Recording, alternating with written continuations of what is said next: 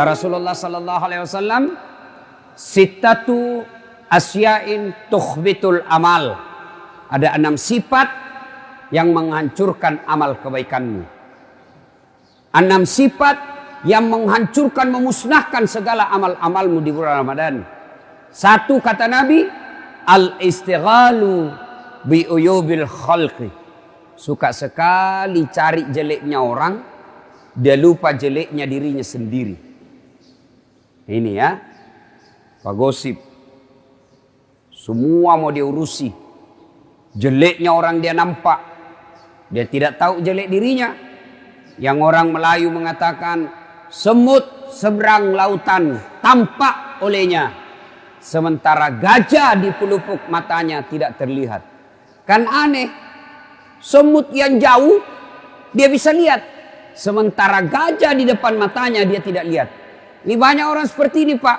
Jeleknya orang dia tahu semua. Sementara keburukan dirinya dia tidak urusi. Maka Nabi menjelaskan, beruntunglah orang-orang yang terlalu sibuk mencari kekurangan dirinya sehingga tidak punya waktu untuk mencari aib dan kekurangan orang lain. Ada ibu-ibu bilang begini, Ustadz, kan cocok itu yang saya bilang. Memang begitu. Justru benarnya kita cerita namanya ghibah. Kalau salah namanya fitnah.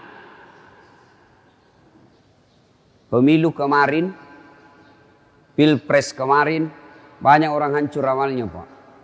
Facebook, Twitter, WhatsApp, dia share semua kejelekannya orang. Jeleknya orang semua ditabur. Caleg-caleg lawannya dijelek-jelekkan semua. Itu hancur amalnya. Itu nanti di akhirat kan ada orang datang. Ya Allah, ini puasaku. Datang tetangganya, tunggu dulu Tuhan. Saya pernah bertetangga itu di Ternate. Nagosip Kak. Katanya anakku yang lurus rambutnya bukan anaknya suamiku. Karena suamiku keriting rambutnya. Dia tidak tahu anaknya lurus rambutnya karena sudah di-rebonding. Gara-gara fitnahnya, saya malu satu kota. Saya minta keadilan. Allah berfirman, ya sudah, ambil itu puasanya. Habis puasanya 3 tahun. Habis puasanya 5 tahun. Saya ada yang datang. Saya juga ya Allah. Saya pernah dicerita. Katanya mobilku hasil korupsi. Gara-gara fitnahnya. Saya tidak diangkat jadi pegawai negeri. Saya tetap menjadi PTT. Pegawai tidak tetap. Sudah itu TTP lagi. Tetap tidak pegawai. Saya minta keadilan ya Allah. Allah berfirman ya sudah. Ambil puasanya. Ambil sholatnya. Habis puasa, ambil sholat. Store lagi. Ya Allah, ini hajiku. Datang lagi tetangganya. Tunggu dulu Tuhan. Saya juga pernah difitnah. Gara-gara fitnahnya saya kalah di caleg. Habis sawaku kujual. Karpetku. Ambil kembali di masjid. Saya minta keadilan ya Allah. Allah berfirman, sudah, ambil itu hajinya. Habis amalnya Pak. Habis. Puasanya habis. Sholatnya habis. Hajinya habis. Zakatnya habis. Masih ada yang datang. Ya Allah, saya juga pernah dicerita kejelekanku. Allah berfirman, bagaimana? Habis amalku ya Allah. Bagaimana lagi? Sudah habis amalku. Kata Allah supaya adil. Ambil dosanya itu orang pernah kau sakiti. Ambil semua dosanya itu orang pernah kau fitnah. Ambil semua dosanya itu orang pernah kau hina. Habis amal kebaikannya. Dosanya orang masuk. Maka saya Pak, kalau nabuli ke orang di medsos, saya bilang, habis tong itu amalmu. Cari tamat terus. Cabut itu amalmu. Jadi kalau ada orang datang, Ustaz, nak benci sekali ke itu. Kenapa kau bilang dek? Nak cerita sama jelek tak? Bukan nak benci ke itu dek, nak sayang kak. Maksudnya apa? Nanti amalnya itu nak kasih kak. Kalau dia mati, nak aku ambil semua amalnya. Ambil dosaku. Maka bapak-bapak, kalau ada orang cerita jelek tak, diam. Nah kasih kiamalnya, dia kasih dosa tak. Kata Al-Quran, ayuhibbu ahadukum, sukakah kamu memakan bangkai sesamamu manusia? Sudahlah. Suatu kali Umar bin Khattab datang menghadap Nabi. Ya Rasulullah, Ada anak muda, baik sekali agamanya, soleh, dia akan menikah. Sayangnya perempuan yang dia mau nikahi ini mantan pelacur. Ini laki-laki baik sekali, kasihan. Dan dia tidak tahu siapa calon istrinya. Apakah saya kasih tahu, ya Rasul, ini laki-laki siapa, ini perempuan dia mau peristrikan? Nabi kalau bahasa di Makassar, Umar, kenapa kau sibuk? Apa urusanmu? Kenapa kau urusi orang? Kau tahu enggak kenapa itu laki-laki dia tidak tahu aibnya itu perempuan?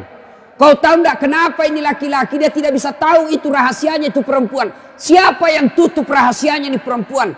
Allah Subhanahu wa taala. Kenapa kau yang ingin membongkarnya? Jadi Ramadan tinggalkan gosip. Kalau ada yang datang, anu, tahu usah bos. Anu. Jangan bos. Ya. Sudah mi. Yang bagus, kalau datang orang, apa kita bilang? Ustadz, katanya anu. Maka yang baik kita ucapkan apa? Na'udzubillah min zalik. Kita berlindung kepada Allah dari keburukan seperti itu. Cuma kan kita tidak.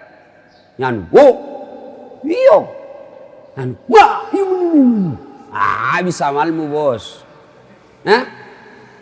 Satu, yang menghancurkan amal, suka cerita kejelekan orang. Ada orang yang boleh mencari-cari kejelekan orang. Ada pekerjaan yang malah dituntut mencari-cari kejelekan orang. Siapa? Jaksa, hakim, polisi. Itu cari-cari jeleknya orang. Tujuannya apa? Bukan cari uang. Ada juga itu Pak, aparat. Mana ini pasal ini. Aman. UUD, ujung-ujungnya duit. GBHN, apa itu? KUHP, kasih uang habis perkara. Ada yang begitu. Ini tentu lebih besar lagi dosanya. Bukan menegakkan keadilan, tapi memeras.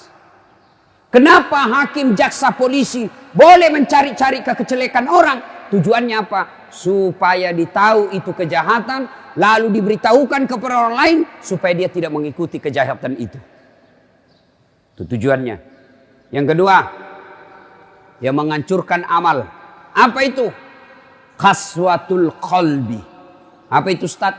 Keras hati. Maket doatina. Tidak mempan nasihat. Mudah-mudahan yang cepat pulang tadi ini, itu bukan keras hati.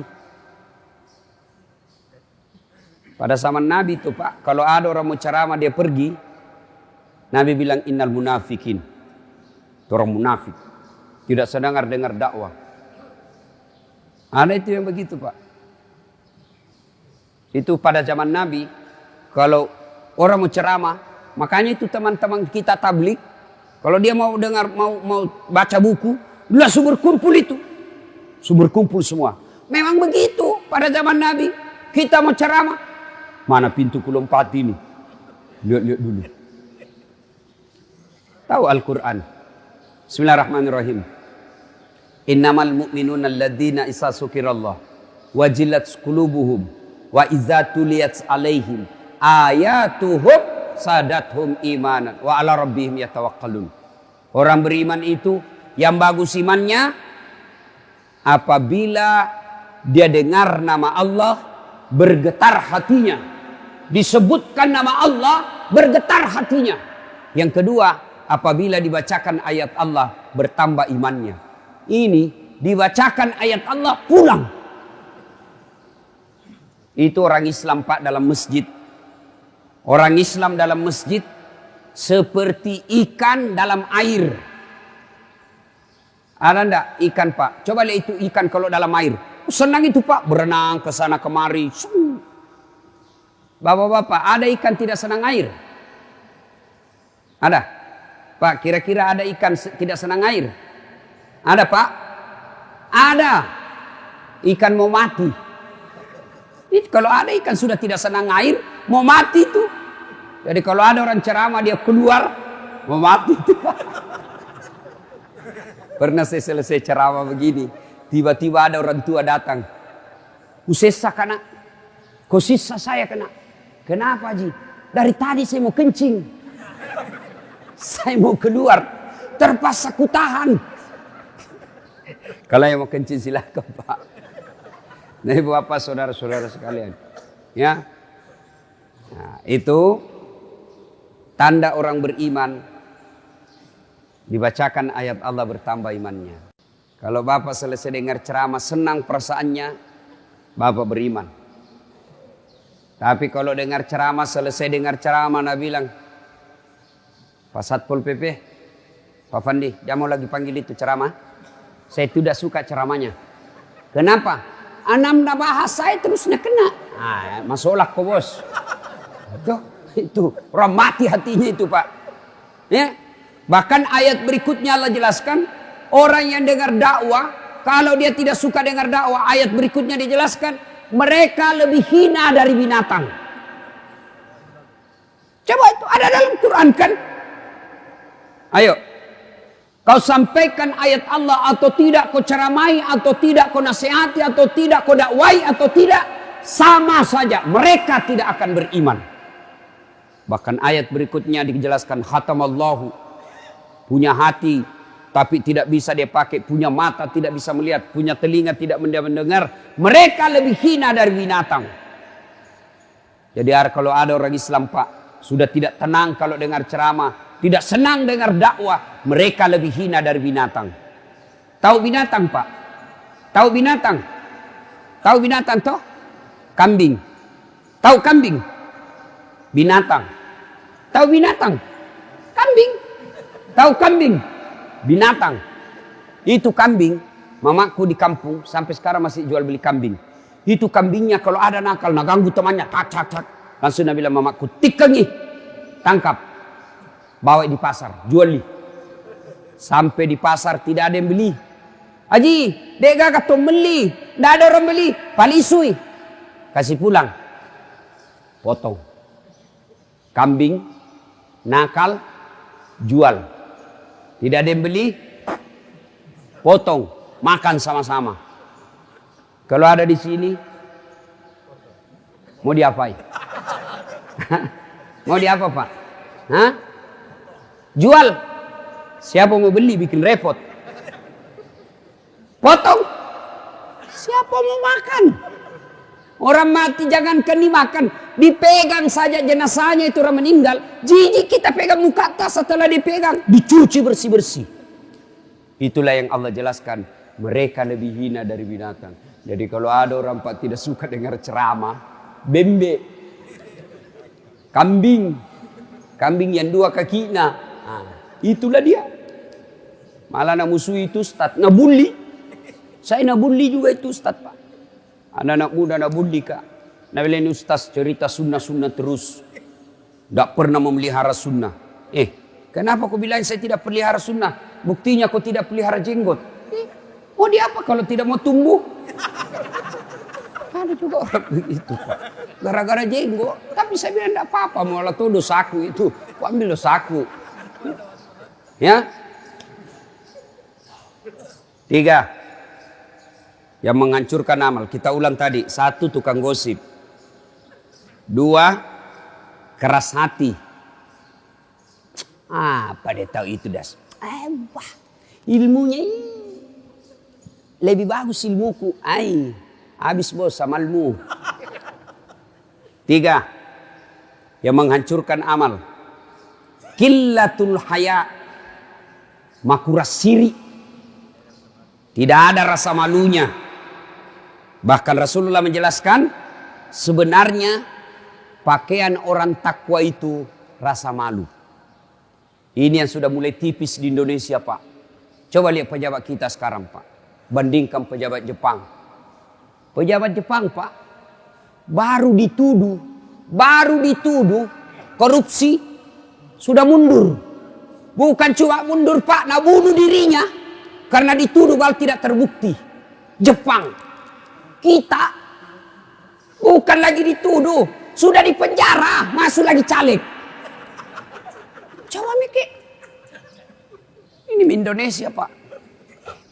pencuri, perampok, koruptor. Bapak mulai sekarang yang curi uang negara jangan kau bilang koruptor. Cantik sekali disebutnya. Bilang kau perampok, panga. Orang Bugis bilang panga, pencuri. Coba. Itu di Saudi Arabia, pencuri dipotong kepalanya, Pak. Malaysia, mencuri dipotong tangannya. Di Indonesia, dipotong masa tahanannya.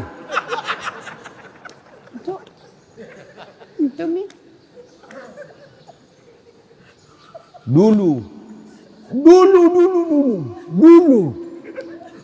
Malu itu Pak orang kalau dibilang mencuri. Malu. Sekarang tidak malu Pak. Dulu. Malu orang pakai plat merah urusan pribadi. Dulu.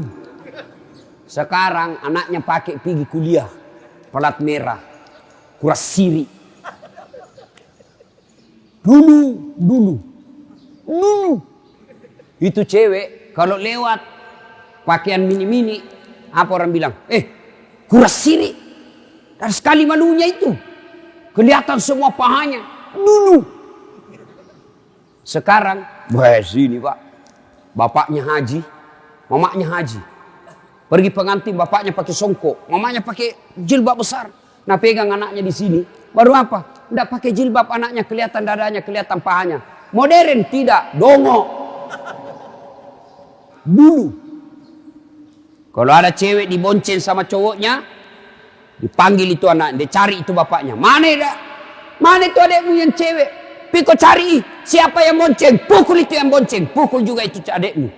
Kasih baku pukul. Dulu. Sekarang anaknya cewek tinggal malam minggu di rumah, yang keluar kau nak. Nanti dia bilang korang tidak laku. Orang kalau berhasil puasanya, rasa malunya tinggi. Kalau bapak merasa berhasil puasa, tapi tidak punya rasa malu, tidak ada itu Pak. Dan sekarang Pak yang namanya budaya malu hilang. Haji, tiap tahun pergi umroh. Azan di masjid, ayalah salat. Double 3. Mendomi. Haji Padoming. Kuras siri. Itu banyak begitu. Jadi kalau kau sudah haji, datanglah ke masjid. Sudah muka-muka sakaratil maut. Masih juga kalau lihat cewek, anak-anak. Pak sudah 70 umurnya. Semua kuras siri, semua itu habis amalmu. Ya. Nah ibu bapak saudara-saudara sekalian, masih ada 3 tapi waktu yang sangat terbatas. Saya harus ke bandara karena penerbangan saya 6:30.